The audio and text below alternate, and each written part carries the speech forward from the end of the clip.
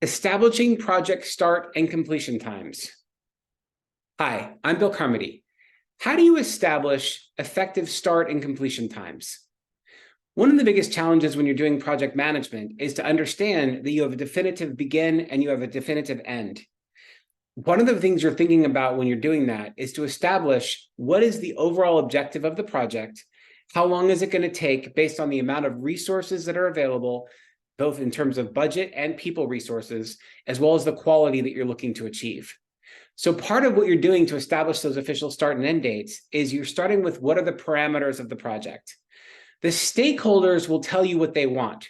They may not be reasonable expectations based on what's achievable, but at least if you start with the stakeholder expectations, you can get a sense of what is the amount of time they're expecting a project of this magnitude to be able to take.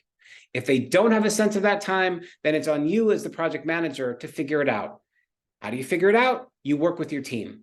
So when you've created the responsibility matrix, the RACI, the who's responsible, who's accountable, who's consulted, who's informed, you're looking at those team members to understand exactly how much time is necessary for their part in the project. Then you're looking at all the contingencies. And so you're flowing through the entire project to say, hey, if person B can't start until person A finishes, the time that person A is taking impacts the ability for person B to do their work.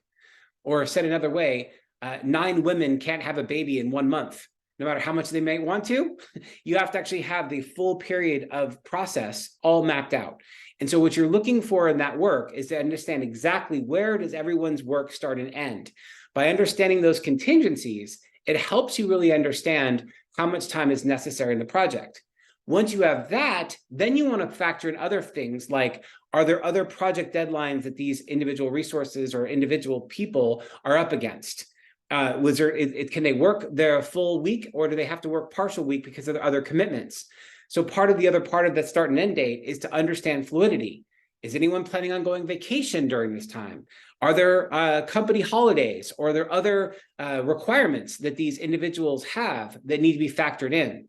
Once you've gone through that, you can then decide, okay, this might be a 6-week project or an 8-week project, but it has to actually span the course of 12 weeks. Why? Because of all of the contingencies that are put in based on the individual players, as well as the other resource requirements from other projects elsewhere in the organization.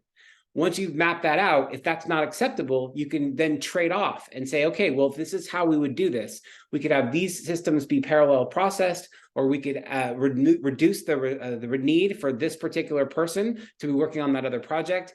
Make whatever trade-offs you need so you can have the exact start and end date that your stakeholders are seeking.